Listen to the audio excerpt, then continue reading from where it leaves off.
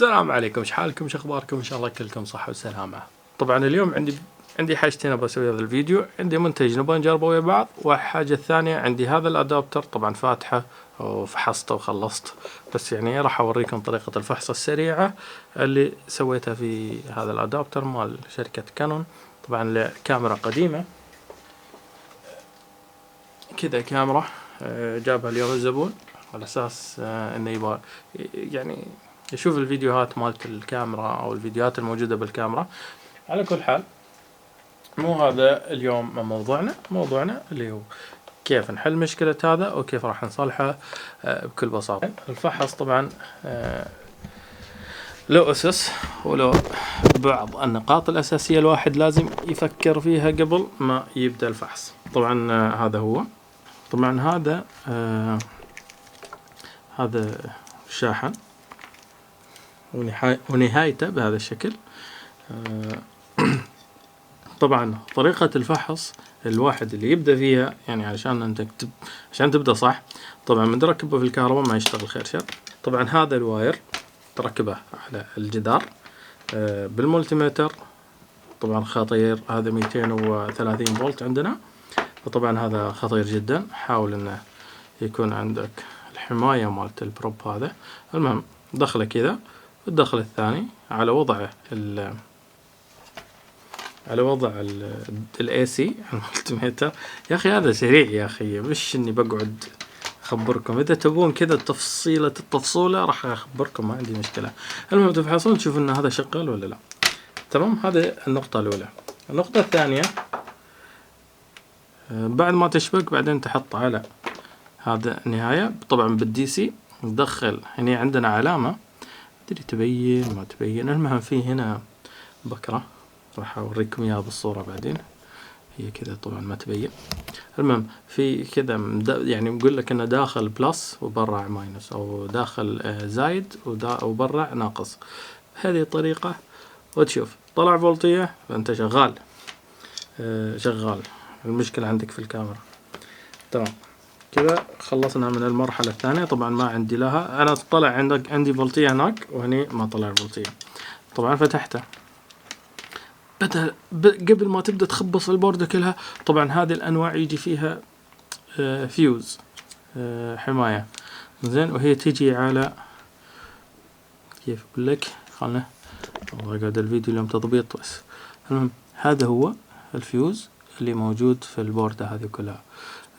لا تدخل مع وتدور وين وما أدري إيش، حطه تحت الإضاءة مثل ما أنا أوريكم الحين بهذه الطريقة عند المولتيمتر على وضع الجرس. كيف وضع الجرس؟ اللي هو كذا، هذا وضع الجرس. تمام، فتجيب عندك هذا قلنا اللي هو الفيوز، وتحط وضع الجرس على الفيوز. انحلت المشكلة، ترى طلعت المشكلة من هنا. بعدين يجي بعدها ليش ضرب عندنا الفيوز.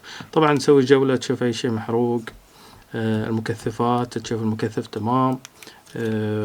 هذا طبعا شوية في المرات القادمة راح نقدر ندخل فيها تفصيليا، ولكن طبعا انا مثل ما قلت لكم انا فحصتها ما في اي حاجة، بس كان عندي هذا مضروب. والمنتج اللي راح نجربه اليوم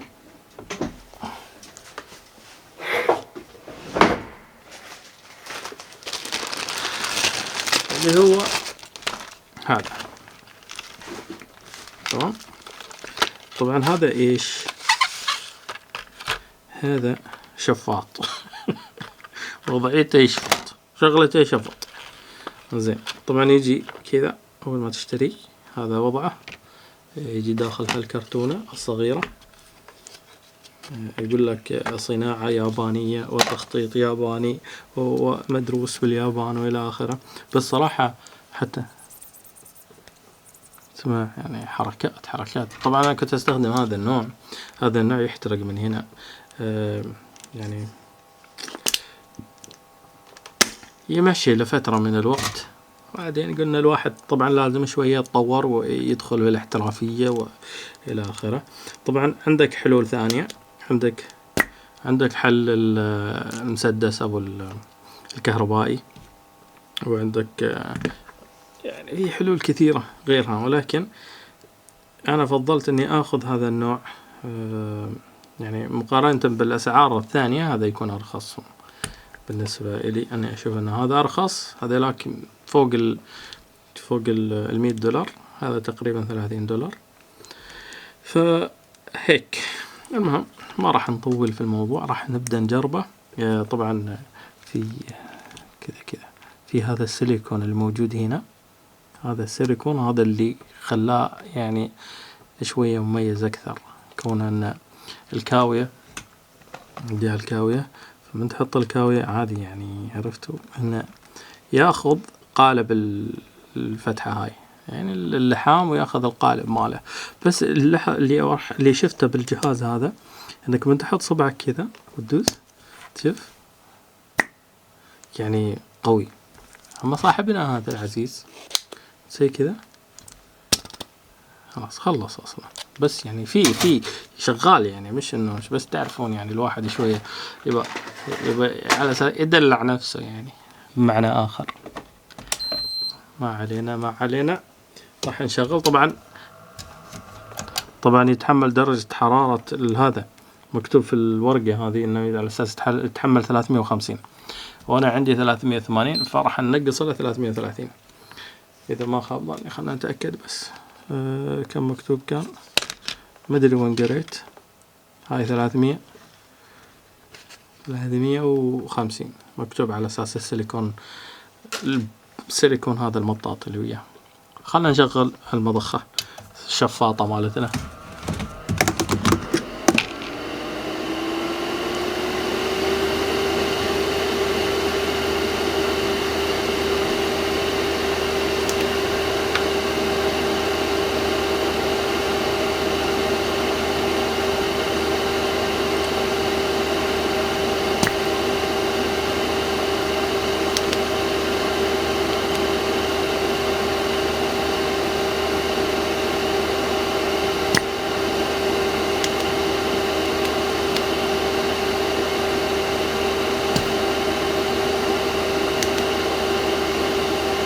أصلا طاح والله، طاح بروحه يعني، والله إنه ممتاز صدقون. وطبعا من تضغط كذا تضغط يطلع لك الفضلات على كل. هذا هو،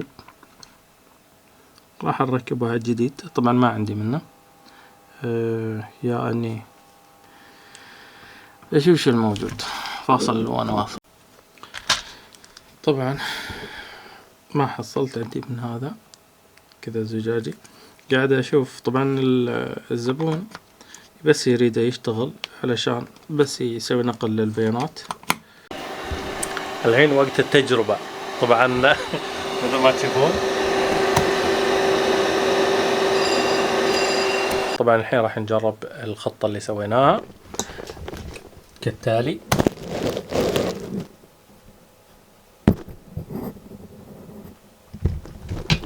راح نركبها.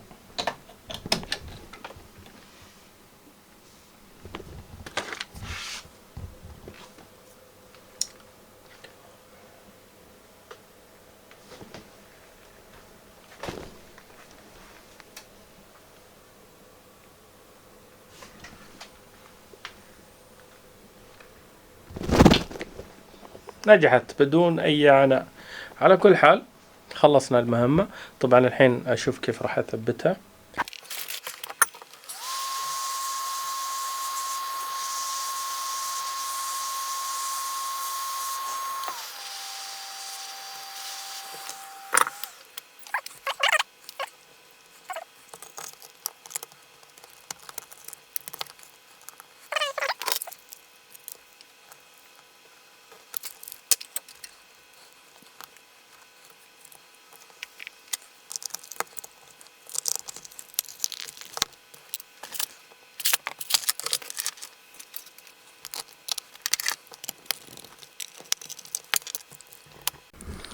الحين وقت التجربة الفعلية.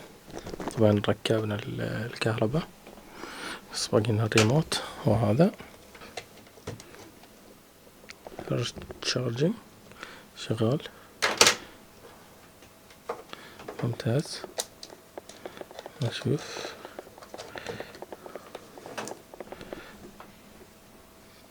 شلون نشغلها. ننزل تحت اشتغلت. طبعا نشيل البطارية منها، مكتوب بس دقيقة نشيل البطارية نتأكد انها شغالة. كذا هي شغالة على الكهرباء. طبعا حمل كاسيت مضبوط. تحياتي لكم. يعني لو العميل حجز له هذه القطعة، أنا حجزت له يعني راح يتحمل قيمة القطعة والبريد. عرفتوا؟ طبعا بهذه الطريقة كذا هو يكون وفر، وأنا استخدمت قطعة من عندي من المخزن. عرفتوا؟ يعني حركات بركات. على كل حال إن شاء الله نلقاكم فيديوهات ثانية، وإذا عجبكم الفيديو أكيد راح يعجبكم إن شاء الله لايك واشتراك وحركات حلوة. نلقاكم في أمان الله. مع السلامة.